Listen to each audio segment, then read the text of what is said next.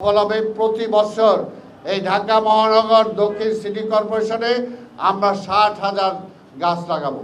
60,000 গাছ আমরা লাগাবো প্রতি মাসে, প্রতিটি ওয়ার্ডে, প্রতিটি এলাকায়। এবং 5 বছরে হবে এটা 3 লক্ষ গাছ। 5 বছরে 3 লক্ষ গাছ ঢাকা মহানগরীতে আমরা লাগাবো। কাজে সেটা একমাত্র সিটি কর্পোরেশনে লাগাবে এটা। আর জনগণকে বলবো আপনারাও আরো লক্ষ লক্ষ গাছ লাগান। কি ভাই, আপনারা পারবেন না? প্রত্যেকটা পরিবার যদি একটা করে গাছ লাগান তাহলে তো অনেক গাছ হয়ে যাবে।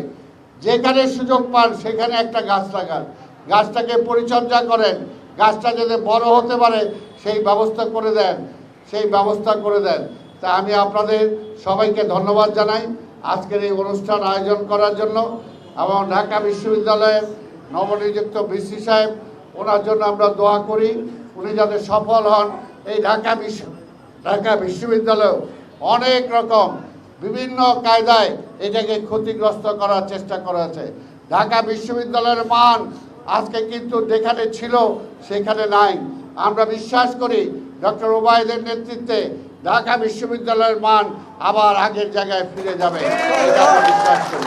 আপনারা কর্মচারী যারা আছেন আপনাদের সুযোগ সুবিধার কথা বলেছেন, অবশ্যই উনি চেষ্টা করবেন। এবং রাস্তায় যে ব্যারিকেডের কথা বলেছেন সেটাও আমি ট্রাফিক তাদেরকে আমি বলবো যাতে এই ধরনের একটা ব্যবস্থা করা হয়। আমরা চেষ্টা করব ঢাকা শহরে যতটুকু কাজ করার, কিন্তু আপনাদের সহযোগিতা চাই। পাশাপাশি নিজের কথাও একটু বলি। এখন আমাদের প্রধানমন্ত্রী আমাকে প্রশাসক বানাইছেন, মেয়র হইতে হলে আপনাদের ভোট দরকার হবে। ভোটটা দিবেন আপনারা? আগামী নির্বাচনে মেয়র হিসাবে আপনাদের ভোট চাই। শুধু নিজের ভোট দিলে হবে না, তো জনগণের কাছেও ভোট চাইতে হবে। কি চাবেন আপনারা? যাবেন। অন্তত আমরা বলতে পারি যে আজকে একটা আদর্শ ঢাকা শহর গড়ে তোলার জন্য আমাদের নেতা চেষ্টা করব। আপনাদের সবার সহযোগিতা চাই। আজকে বৃক্ষরোপণ অভিযান আমাদের সফল হবে যদি জনগণকে আমরা সম্পৃক্ত করতে পারি।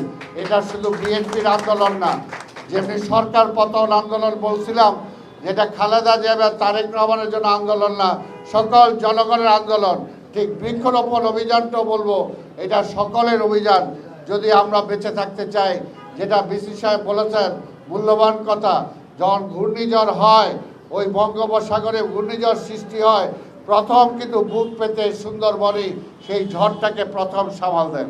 তো সেই কারণেই আমাদের ওইখান ঝড় হবে, বাতাস হবে, যদি গাছটা লাগাতে পারি আমরা, তাহলে কিন্তু সেগুলো থেকে রক্ষা পাবো। পাশাপাশি আমরা অক্সিজেন পাবো, কার্বন ডাই অক্সাইড তারা গ্রহণ করবে, আমাদের পরিবেশটা ভালো হবে।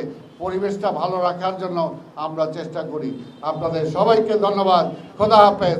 বাংলাদেশ জিন্দাবাদ।